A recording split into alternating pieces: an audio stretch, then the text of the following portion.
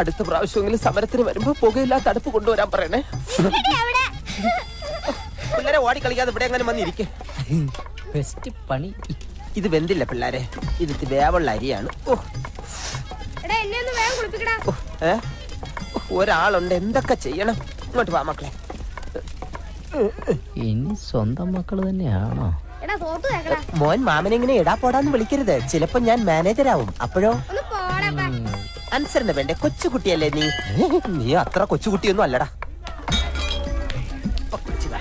പിള്ളേര് തുടങ്ങിയല്ലോ. മോനെ അനുസരണ വേണ്ടേ? വെറുതെ നിക്കടാ. കഞ്ഞി റെഡി. നമ്മളാ കഞ്ഞില് പാറ്റിടണോ മേഡം? നിങ്ങൾ ആ തൊഴിലാളികളോട് സംസാരിക്കും. അത് പറഞ്ഞത് കേട്ടില്ല. കഞ്ഞി കുടിക്കാൻ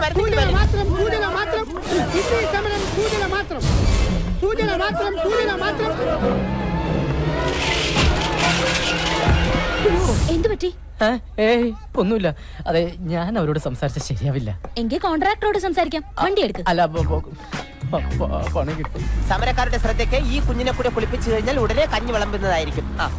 അടങ്ങി നില്ല് മോനെ. ഇറങ്ങണം മാനേജർ.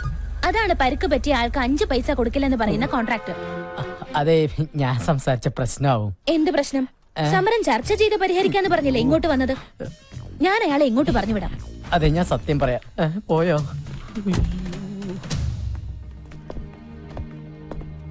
സോറി മാഡം, ഒരു കോംപ്രമൈസ് ചർച്ചയ്ക്ക് ഞാൻ തയ്യാറല്ല. ഇതൊന്നും എന്നോട് പറയണ്ട. താഴെ ഞങ്ങളുടെ GM ഉണ്ട്, അയാളോട് സംസാരിച്ചോളൂ.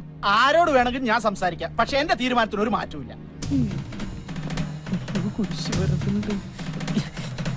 അപ്പം പറഞ്ഞതങ്ങനെ കേട്ടാ മതി.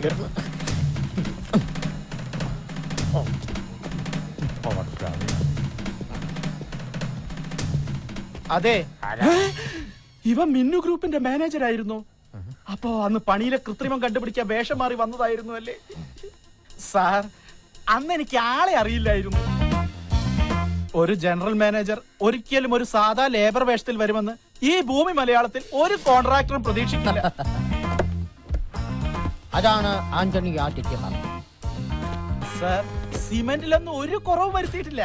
പിന്നെന്തിനാണ് താൻ കുറവ് വരുത്തിയിട്ടുള്ളത്? അത് മണലിന്റെ ഡിമാൻഡ് കാരണം ചെറിയൊരളവിൽ പൊടിമണ്ണ് ചേർക്കേണ്ടി വന്നിട്ടുണ്ട്. സാർ, അത് മേഡത്തിന്റെ അടുത്ത് കംപ്ലൈന്റ് ചെയ്യരുത്. മേഡത്തിന്റെ സ്വഭാവം സാറിന് അറിയാലോ.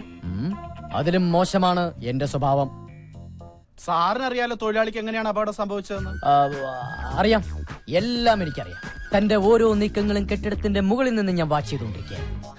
അന്ന് ഞാൻ അങ്ങനെ ചെയ്തില്ലായിരുന്നെങ്കിൽ സിമന്റിലും മണലിലും കൃത്രിമം കാണിച്ച് താൻ ഈ ഫ്ളാറ്റിന്റെ പണി തീർത്തേനെ. പക്ഷെ അങ്ങനെ തീർത്തിരുന്നെങ്കിൽ ഇവിടെ താമസിക്കേണ്ടിയിരുന്നവരുടെ പണിയും താൻ തീർത്തേനെ. ഒരുപാട് പേരുടെ ജീവൻ രക്ഷിക്കാൻ എനിക്കെന്ന് അങ്ങനെയൊക്കെ കാട്ടിക്കൂട്ടേണ്ടി വന്നു. സാർ, ഒന്നും മിന്നുമേട് അറിയരുത്. തൊഴിലാളിക്കുള്ള നഷ്ടപരിഹാരം മുഴുവനും ഞാൻ കൊടുത്തോളാം. സമരം ഇപ്പൊ തന്നെ അവസാനിപ്പിച്ചേക്കാം. അതെ സാർ. കൈ പിൻവലിക്കൂ.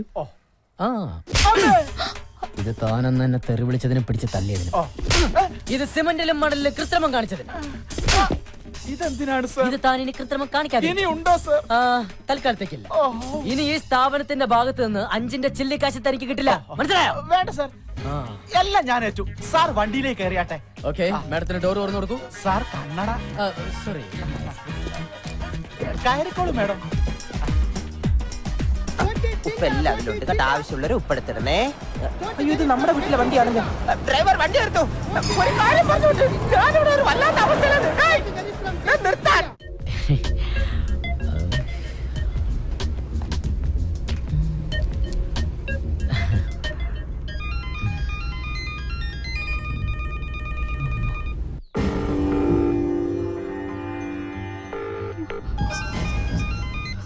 അവൻ ഫോൺ എടുക്കുന്നില്ല. എന്താ ഫോൺ എടുക്കാത്തെന്ന് ചോദിക്ക്. അവനെന്തുവാ പറഞ്ഞേ? ഫോൺ റിങ് ചെയ്യുന്നുണ്ട്, പക്ഷെ ആദ്യം ഫോൺ എടുക്കുന്നില്ല. അപ്പോ നമ്മൾ ഊഹിച്ചത് ശരിയാ. ഇപ്പോ സംസാരിക്കാൻ പോലും ശേഷി ഉണ്ടാവില്ല. സ്കാനിംഗ് റിപ്പോർട്ട് വാങ്ങിച്ച് ഡോക്ടറെ കാണാൻ വന്നപ്പോഴാ ഞങ്ങൾ കണ്ടത്.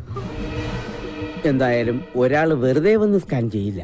അന്വേഷിച്ചപ്പോ ഓൾ ബോഡി സ്കാനിങ്ങാ. അയ്യോ, ലക്ഷ്മിയെ കരയിപ്പിക്കാൻ വേണ്ടി പറഞ്ഞതല്ല. അറിഞ്ഞപ്പോ പറയാതിരിക്കാൻ കഴിയില്ല. അതുകൊണ്ടാ ഹോസ്പിറ്റലിൽ നിന്ന് ഡിസ്ചാർജ് ചെയ്തപ്പോ നേരെ ഇങ്ങോട്ട് പോകുന്നത്. ഇനിയിപ്പോ എന്താ വേണ്ടതെന്ന് വെച്ചാൽ ആലോചിച്ച് തീരുമാനിക്കുക.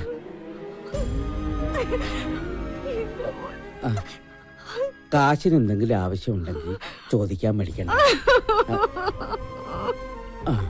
നാട്ടുകാരെ പറ്റിച്ച് കാശുണ്ടാക്കാൻ നോക്കി. ഇപ്പൊ എന്തായി?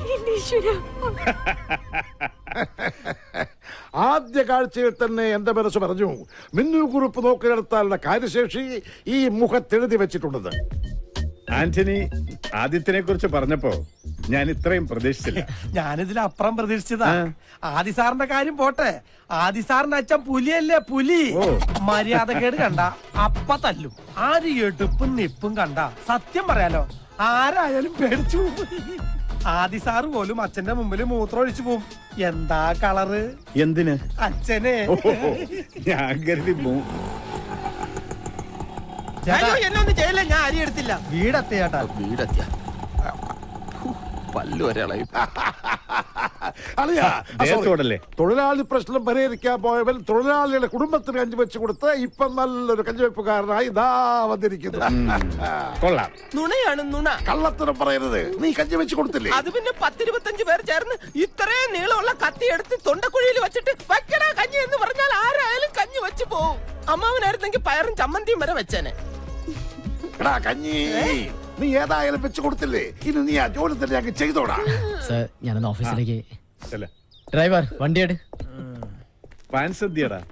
ഈ പാന്റൊക്കെ എന്നാ അമ്മാവ ഉണ്ടായത്? ഇതൊക്കെ ഒരു അന്ധവിശ്വാസമാണെന്ന് എനിക്കിപ്പോ മനസ്സിലായി. അപ്പൻ ചില സമയത്ത് തെലുങ്ക് നടന്മാരെ പോലെ ഭയങ്കര ഓവറാ. നിന്റെ അല്ലട അപ്പൻ, അത്രയ്ക്കൊക്കെ പ്രതീക്ഷിച്ചാ മതി. ദൈവം നമ്മുടെ കൂടെയാ, അല്ലെങ്കിൽ ആ കോൺട്രാക്ടറുടെ മുന്നിൽ എല്ലാം പൊളിഞ്ഞു പോയേനെ. ദൈവത്തിന് നമ്മുടെ കാര്യം ശ്രദ്ധിക്കാതിരിക്കാൻ പറ്റില്ലല്ലോ. കാരണം അവിടെ ഒരുത്തി നമ്മുടെ കാര്യവും പറഞ്ഞ് രാവും പകലും ദൈവത്തിന് ഉറക്കം കൊടുക്കാതെ വിളിച്ചോണ്ടിരിക്കല്ലേ. നീ വണ്ടി കയറി. എന്റെ അമ്മ. എന്താപ്പാ? നിന്റെ അമ്മ. എന്റെ അമ്മ.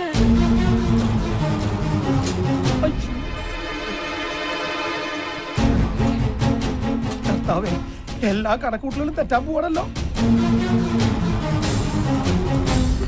മോനെ, നിനക്ക് എന്താ പറ്റിയത്? അമ്മ, നമ്മുടെ മോൻ എന്താ അസുഖം? എനിക്കൊരു അസുഖമില്ല.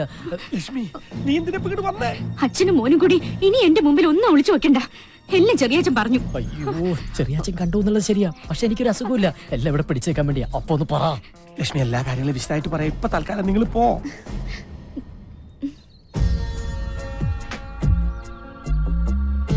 അച്ഛാ,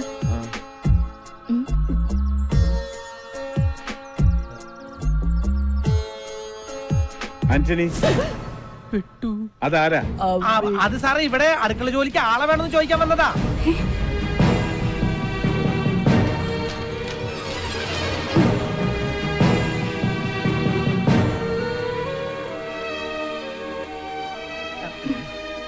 പറഞ്ഞൂലോ ഇവിടെ ആൾ ആവശ്യമില്ലെന്ന്. പോയിക്കോളൂ. ആന്റണി, അവരോട് ഇങ്ങോട്ട് വരാൻ പറയും. ഇങ്ങോട്ട് വന്നോളൂ. മാഡത്തിന്റെ അടുത്തേക്ക് ചെല്ലാൻ. ചെന്നോളൂ.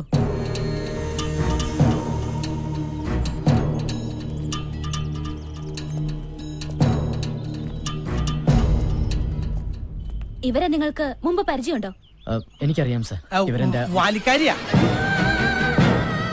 കോവിലകത്ത് കുറച്ചാൾ അടുക്കളപ്പണിക്ക് ഉണ്ടായിരുന്നേ, ആ പരിചയത്തിൽ വന്നതാ.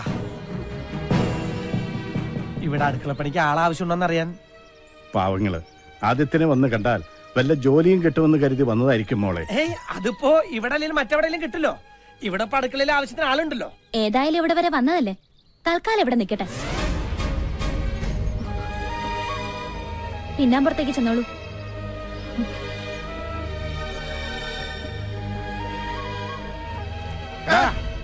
ഈ ജന്തു ഏതാ? അത് ഇവരൊരു ബന്ധുവാ. അല്ല, എന്റെ മോനാ. എനിക്കിപ്പോ ഈ ഭൂമിയിൽ ഇവൻ മാത്രമേ ഉള്ളൂ.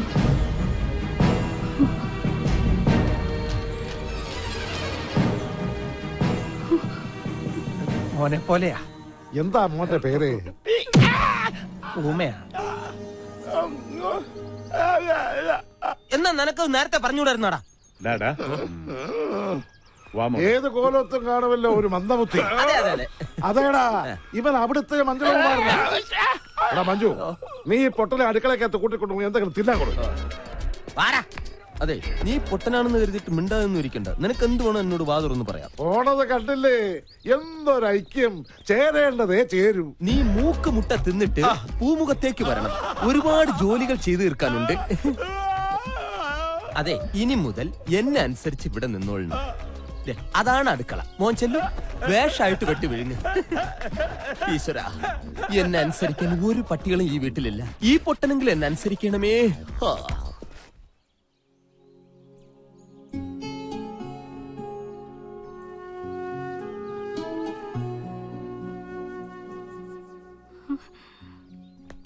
എന്തോ ആലോചിച്ചോണ്ട് നിക്കുവാ. അതെ, ഈ പാത്രങ്ങളൊക്കെ ഒന്ന് കഴുകി വെച്ചു എന്ന് വിചാരിച്ചേ കയ്യിലെ വളയൊന്നും ഊരി പോകത്തില്ല. അയ്യടാ വന്നിരിക്കുന്നു.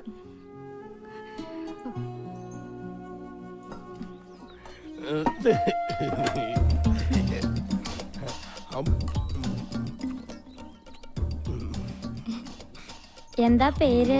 അവൻ പൊട്ടനാ. അയ്യേ പൊട്ടനാ. എന്തത് ആനൂട്ടോ? ലക്ഷ്മി ചേട്ടാ,